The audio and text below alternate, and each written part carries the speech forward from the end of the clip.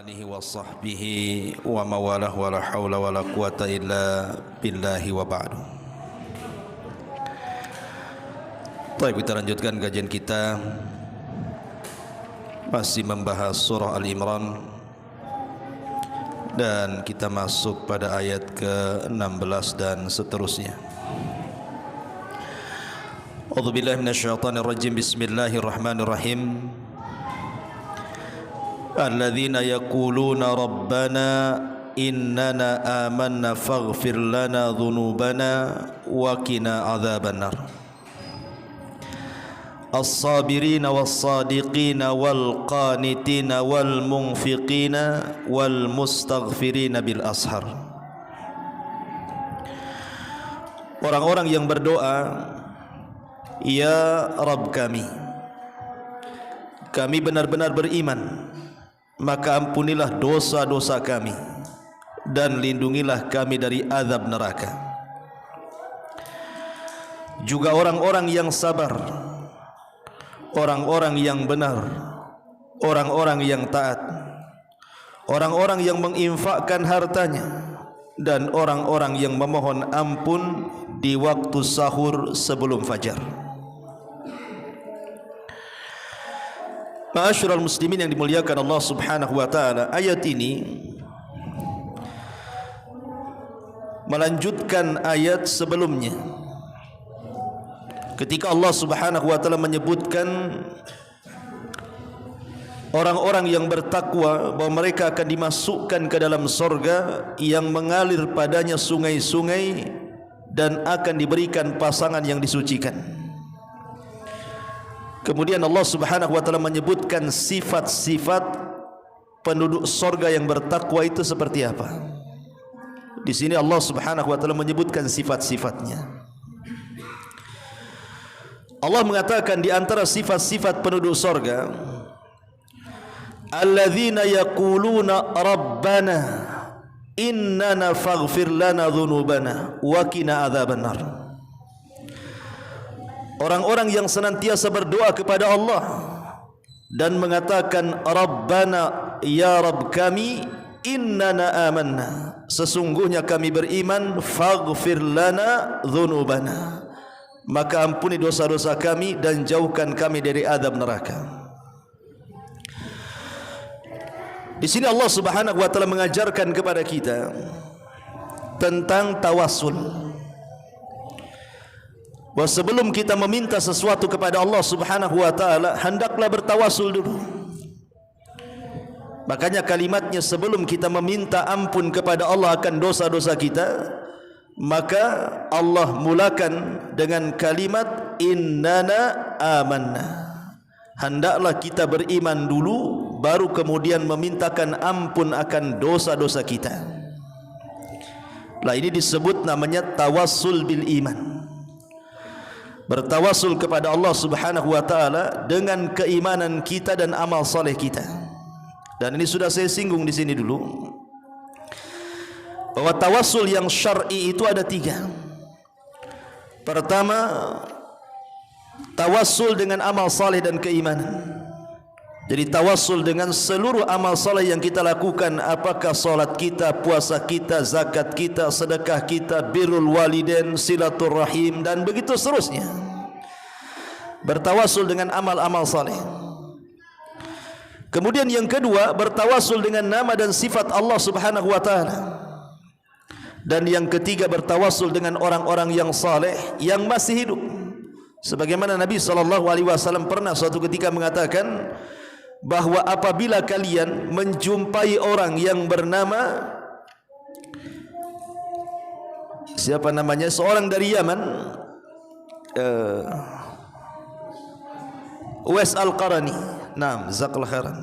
Kata Nabi SAW, apabila kalian mendapatkan seorang laki-laki yang bernama Uwais Al-Qarani, dia dari Qaran Yaman, maka mintalah doa kepadanya, sebab kalau dia bersumpah atas nama Allah, pasti doanya akan dikabulkan Allah Subhanahu wa taala. Uwais Al-Qarani ini digolongkan sebagai muhadram. Muhadram itu maksudnya hidup di zaman Nabi tapi tidak berjumpa dengan Nabi. makanya tidak digolongkan sahabat. Dalam istilah para ulama hadis disebut muhadram namanya, atau dengan kata lain kibarut tabi'in, tabi'in senior, karena hidup di zaman Nabi tapi tidak berjumpa dengan Nabi. Yang menghalangi Al-Qais Al-Qarani ini untuk berjumpa dengan Nabi karena birrul walidain, karena dia berbakti kepada orang tua, sehingga Uwais Al-Qarani ini tidak bisa menjumpai Nabi. Padahal dia sanggup menjumpai Nabi, tapi karena berat dengan ibunya sehingga dia tidak menjumpai Nabi, makanya tidak digolongkan sahabat. Lah Nabi SAW diwahyukan kepadanya bahwa Uwais Al-Qarani ini punya doa yang mustajab. Akhirnya kemudian sampai Nabi SAW wafat, Uwais tidak pernah berjumpa.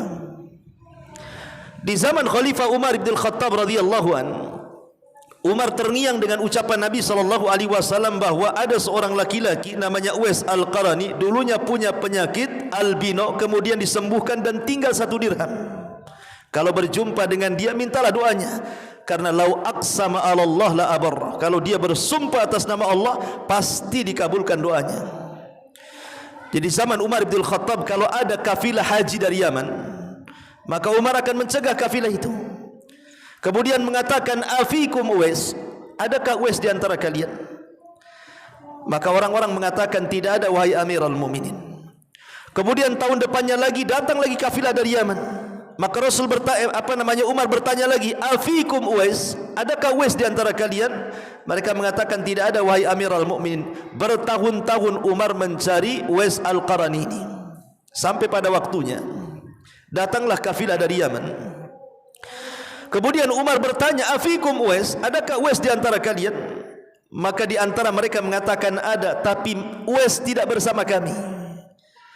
Uwais terhalang dengan kefakirannya sehingga dia harus bekerja di salah seorang penggembala kambing tuannya Arab, dan dia berada di daerah ini dan itu. Maka akhirnya Umar dan Ali bin Abi Thalib kemudian mencari, tiba-tiba dia melihat ada orang yang sedang sholat. Kemudian diperhatikan, nampaknya ciri-cirinya seperti Uwais Al-Qarani ini. Kemudian selepas sholat Umar bertanya, siapa namamu? Maka dia mengatakan, ana Abdullah, saya hamba Allah. Maka Umar mengatakan, semua Abdullah, semua kita ini Abdullah, hamba Allah. Saya ingin nama yang diberikan ibumu kepada kamu. Akhirnya dia mengatakan, naam, saya Uwais, saya seorang yang bernama Uwais. Kemudian Umar mengatakan, dari mana asalmu? Dia mengatakan dari Qaran Yaman. Kemudian Umar bin Khattab radhiyallahu an mengatakan, berbahagialah Uwais, bahwa Nabi SAW sudah berdoa kepadamu, bahwa setiap doa-doamu dikabulkan Allah, tolong doakan aku. Maka Uwais Al-Qarani kaget, sekelas Amirul Mukminin minta doanya. Secara keistimewaan ya jauhlah Umar, jauh lebih utama dibandingkan Uwais.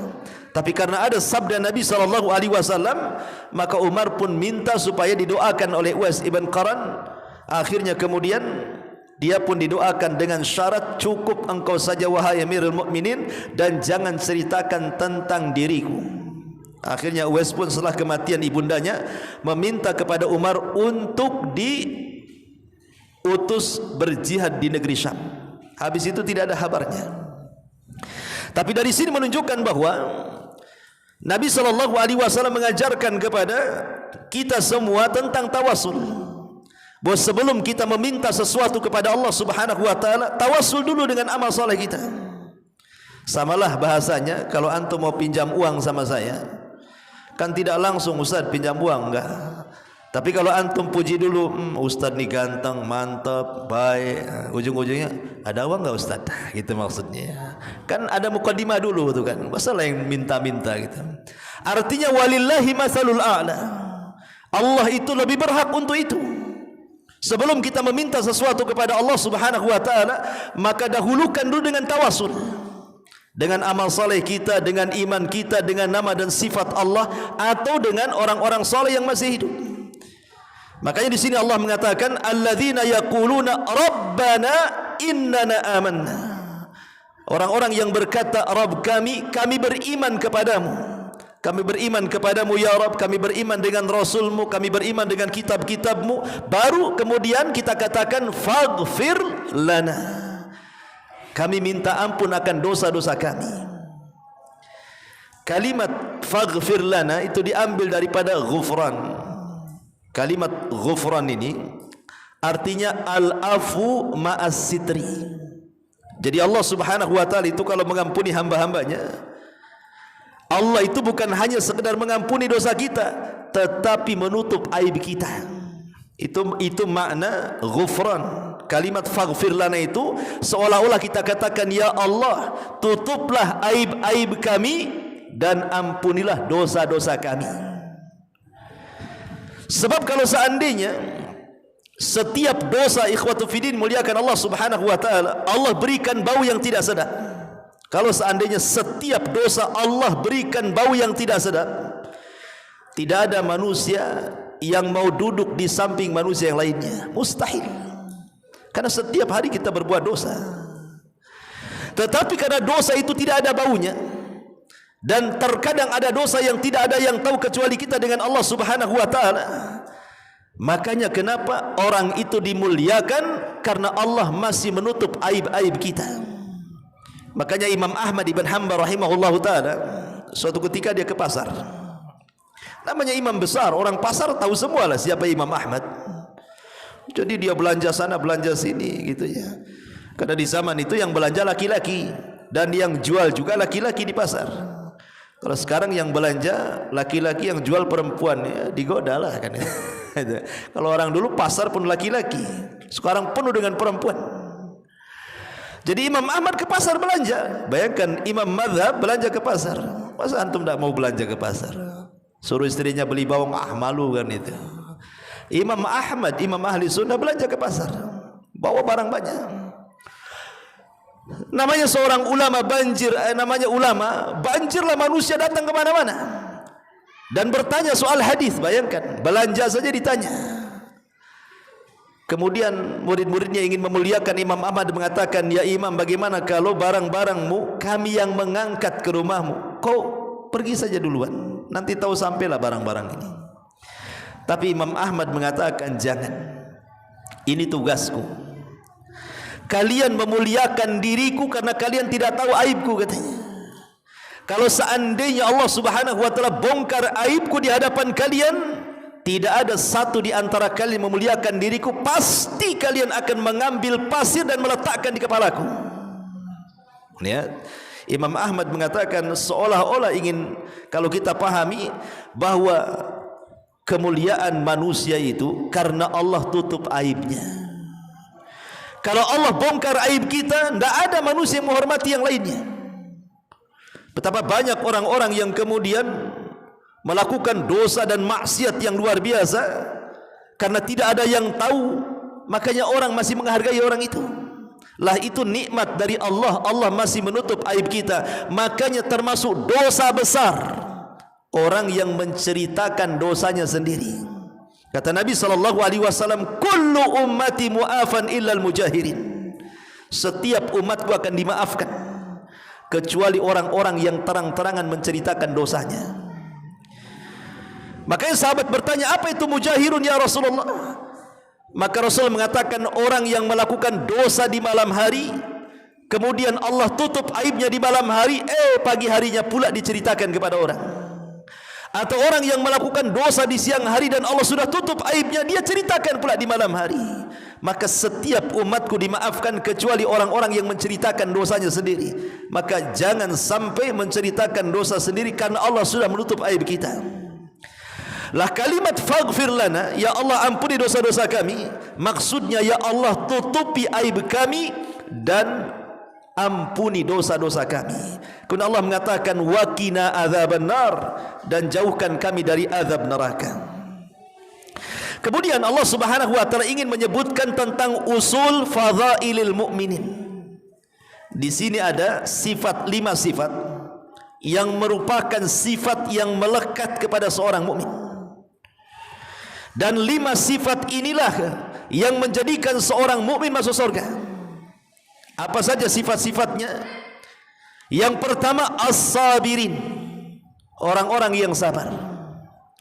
Yang kedua as-sadiqin, orang-orang yang benar lagi jujur. Kemudian yang ketiga wal qanitin, orang-orang yang senantiasa melakukan ketaatan dan tepat waktu. Kemudian yang nomor 4 wal munfikin, orang-orang yang senantiasa berinfak dengan hartanya. Dan yang terakhir wal mustaghfirina bil ashar, dan orang-orang yang senantiasa istighfar di waktu sahur. Yang pertama as-sabirin, orang-orang yang sabar. Sabar ini rahasia suksesnya sebuah pekerjaan. Orang kalau ingin sukses sebuah pekerjaan apapun, baik urusan dunia atau akhirat, maka kuncinya di sabar.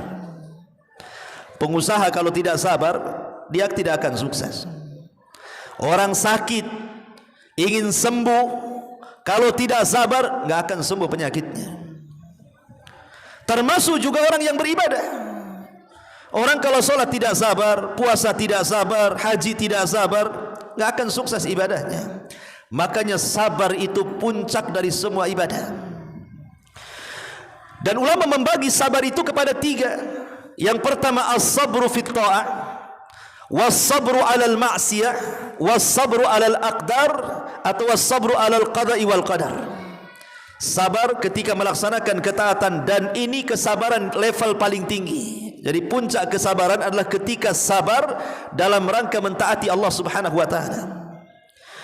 Kemudian peringkat yang kedua, sabar ketika menjauhi maksiat. Maknanya kalau ada orang bermaksiat, kita sabar untuk tidak bermaksiat seperti dia. Ada orang yang sedang minum khamar, kita sabar untuk tidak minum. Ada orang sedang bergibah, kita sabar lisan kita untuk tidak ikut menggibah, dan begitu seterusnya. Dan sabar menerima qada dan qadar. Lah kenapa sabar di atas ketaatan diletakkan level yang tinggi? Karena biasanya kalau orang sabar di atas ketaatan, memang dia sabarnya karena Allah. Antum memangnya tadi sholat tarawih, betul-betul sabar. Tidak mungkin orang sabar sholat kecuali karena Allah. Sebab kalau ibadah bukan karena Allah, tidak akan sabar. Makanya diletakkan di level pertama. Beda dengan sabar ketika menjauhi kemaksiatan. Karena menjauhi maksiat itu belum tentu karena Allah. Pamannya ada orang suka mabuk, tiba-tiba berhenti mabuk, kemudian ditanya, kenapa kok tak mabuk? Tak ada duit. Berarti bukan karena Allah, dia mabuk karena tak ada duit. Ya. Pamannya seorang berzina, kemudian datang ke dokter, kata dokter, kamu kena aid nih, kalau dilanjutkan bisa mati. Akhirnya tidak berzina. Bukan karena Allah, ucapan dokter, dia akhirnya tidak berzina. Artinya orang yang meninggalkan maksiat itu belum tentu karena Allah. Bisa saja karena malas, bisa saja karena kelemahan, ya bisa juga karena Allah Subhanahu wa taala, dia bertobat dan hijrah, kan itu ya. Makanya letaknya sabar di atas kemaksiatan itu diletakkan level kedua, baru yang terakhir sabar di atas qada dan qadar. Dan sabar di atas qada dan qadar ini berat, karena tidak semua orang itu sabar ketika menerima ujian. Ujian itu kan ada 2, imma dalam bentuk kebaikan, imma dalam bentuk kesusahan. Lah terkadang orang itu tidak sabar ketika menghadapi kesusahan. Makanya ulama mengatakan bahwa orang dengan kesusahan atau ujian Allah itu ada 4 kelompok. Orang dengan ujian dalam bentuk musibah itu ada 4 kelompok. Yang pertama, orang yang tasakhut. Tasakhut itu orang yang tidak terima dan tidak redha dengan takdir Allah dalam bentuk musibah, dan itu diungkapkan dengan lisan. Akhirnya dia menyalahkan Allah dan mengatakan, kenapa asi aku saja yang sakit, kenapa orang tidak? Kenapa asi anak aku saja yang sakit, kenapa anak orang tidak? Kenapa asi usahaku saja yang gulung tikar, kenapa orang tidak? Jadi dia mengucapkan dengan lisannya tanda ketidaksabaran dia. Dan ini seburuk-buruk manusia, menyalahkan Allah Subhanahu wa taala dan menjadikan ujian sebagai azab bagi dia. Kemudian yang kedua, orang-orang yang secara zahir dia sabar. Secara zahir dia sabar, dia tidak mengeluh. Tetapi jangan disentuh, jangan dipancing. Kalau dipancing keluar semua tuh keluhannya. Nah, ini tingkatan yang kedua nih. Nampak sabar, tapi kalau diajak ngobrol, wah keluar semua ngeluhnya. Susah hidup saya ini. Aduh, sasi gulung tikar. ngontrak terus, kredit macet. Tapi kalau tidak disentuh diam dia. Tapi masih mending lah ini daripada yang pertama. Ya. Kemudian yang ketiga, betul-betul dia sabar. Dia ikhlas, dia terima apa adanya, dia qanaah dengan pemberian Allah Subhanahu wa taala, sedikit banyak dia katakan alhamdulillah. Ini orang yang mantap. Dan yang lebih mantap lagi yang terakhir, dia redha, dia ikhlas, dia sabar, dan lisannya mampu mengucapkan alhamdulillah, menggabungkan antara sabar dan syukur. Pamannya rumahnya terbakar, alhamdulillah. Rumahmu terbakar, alhamdulillah. Kenapa kau bilang alhamdulillah? Ya itu kan satu, yang satu masih ada. Gitu maksudnya. Ya. Anakmu mati, alhamdulillah. Anakmu mati, alhamdulillah. Kenapa? Kan baru yang kecil, yang besar udah masih hidup. Artinya alhamdulillah itu bukan karena musibahnya, tapi karena kenikmatan yang tersisa yang ada padanya. Jadi mengucapkan alhamdulillah itu bukan karena musibahnya, ingat ya, tetapi karena nikmat yang tersisa. Antum ketabrak brak gitu kan, patah kakinya satu, alhamdulillah. Patah kakimu, alhamdulillah. Kenapa alhamdulillah? Kan satu kaki yang patah, satunya belum. Itu maksudnya ya. Jadi dia masih mengucapkan alhamdulillah, dan ini sabar yang paling tinggi kalau bisa mengucapkan kalimat itu. Makanya di sini as-sabirin diletakkan pada urutan pertama di antara sifat-sifat penduduk surga. Karena penduduk surga masuk surga itu karena kesabaran. Ketika kita masuk surga, apa kata malaikat? Salamun alaikum bima sabartum fa ni'ma uqbadar. Keselamatan bagi kalian wahai penduduk surga atas kesabaran kalian. Masuklah kalian ke dalam surga. Jadi masuk surga itu karena kesabaran. Kemudian yang kedua, wassadiqin, orang-orang yang jujur, orang-orang yang benar. Nabi SAW mengatakan, alaikum bisidqi fa inna sidqa yahdi ilal bir wal birru yahdi ilal jannah wa ma yazalu ar-rajulu yasduq wa yataharra fi sidqi hatta yuktaba indallahi siddiqa wa iyyakum wal kadhiba fa innal kadhiba yahdi ilal fujur wal fujuru yahdi ilan nar wa ma yazalu ar-rajulu yakdzib wa yataharra fil kadhibi hatta yuktaba indallahi kadzdzaba. Kata Nabi SAW, hati-hati kalian, wajib atas kalian berlaku jujur, berlaku benar. Karena kejujuran itu mengantarkan kepada kebaikan, dan kebaikan itu mengantarkan ke surga. Maka siapapun yang membiasakan jujur dalam ucapannya, maka Allah akan stempel di dahinya bahwa anda ini seorang yang jujur. Tetapi hati-hati jangan berdusta, karena dusta itu mengantar kepada al-fujur, keburukan, dan keburukan itu mengantarkan ke neraka. Orang yang terbiasa melakukan dusta, nanti Allah cap di dahi kita bahwa anda kadzab, seorang pendusta. Dan kalau Allah sudah cap kita pendusta, tidak ada yang bisa mengatakan kita seorang yang jujur. Anehnya di masyarakat, ikhwan, ada orang-orang itu yang setiap hari merancang kedustaan, terutama di musim-musim politik nih. Di musim-musim politik ya, sekarang kan sudah muncul tuh bazar-bazar itu kan. Itu ada orang-orang yang merancang kedustaan tuh. Untuk mengalahkan lawan politiknya, dia akan buat isu-isu macam-macam, kemudian disebarkan di media, kemudian tersebar. Subhanallah ikhwan. Nanti besoknya buat berita apa lagi, besoknya berita lagi. Ada orang yang merancang kedustaan itu. Makanya nanti pada hari kiamat, di antara azab kubur yang disebutkan dalam hadis yang panjang itu, kata Nabi SAW, aku melihat ada orang yang diterlentangkan. Kemudian di sampingnya ada orang yang berdiri mengambil batu yang sangat besar. Kemudian batu itu dibenturkan di kepalanya sampai hancur. Kemudian setelah itu orang ini pergi mencari batu lain. Setelah dapat batu lain, kembali ke jasad orang itu, sudah balik lagi kepalanya, dibenturkan lagi, cari batu lagi, kembali lagi. Kullama nadijat juluduhum badalnahum juludan ghairaha liyadhuqul adzab. Setiap mereka dihancurkan, Allah kembalikan lagi, Allah kembalikan lagi, sampai mereka merasakan azab Allah. Ketika Rasul bertanya kepada Jibril, dosa apa orang ini? Maka Jibril mengatakan, karena dia telah berdusta hatta yablugul afaq. Karena dia suka berdusta sampai melambung ke ufuk. Apa maknanya berdusta sampai melambung ke ufuk? Orang dulu kalau menyebarkan sebuah isu, untuk menyebarkan satu desa saja lama tuh, karena dari mulut ke mulut. Tetapi orang sekarang membuat konten dusta, 1 menit kemudian sudah terupload di media, 1 dunia tahu. Nah, itu namanya yablugul ufuk namanya. Hati-hati ya, jangan mengeser sembarang, jangan copy paste sembarang, apalagi jangan sampai membuat konten-konten yang di situ tersebar berita hoax, karena itu bukan sifat orang yang beriman. Sifat orang yang beriman as-sadiqin, orang-orang yang jujur dan orang-orang yang benar. Dan subhanallah, kejujuran itu sejak dulu langka, ikhwan. Makanya Nabi SAW sebelum diangkat menjadi Nabi dan Rasul menjadi terkenal itu gara-gara apa? Sifat sidiknya. Apa gelar Rasul sebelum diangkat jadi Nabi? Sadiqul Amin, orangnya jujur. Itulah sifat yang melekat bagi Nabi sehingga namanya melambung di tengah-tengah orang Quraisy. Sifat kejujuran itu, karena sifat kejujur di zaman itu saja langka gitu ya, apalagi di zaman sekarang. Ingat ketika saya bercerita tentang Umar bin Khattab radhiyallahu an yang malam-malam keluar, kemudian lihat ada tenda yang masih menyala, padahal tenda-tenda yang lainnya padam. Ingat bahwa penerangan di zaman itu dari pemerintah, jam sekian sudah harus mati. Tapi ada 1 tenda kok masih nyala gitu ya.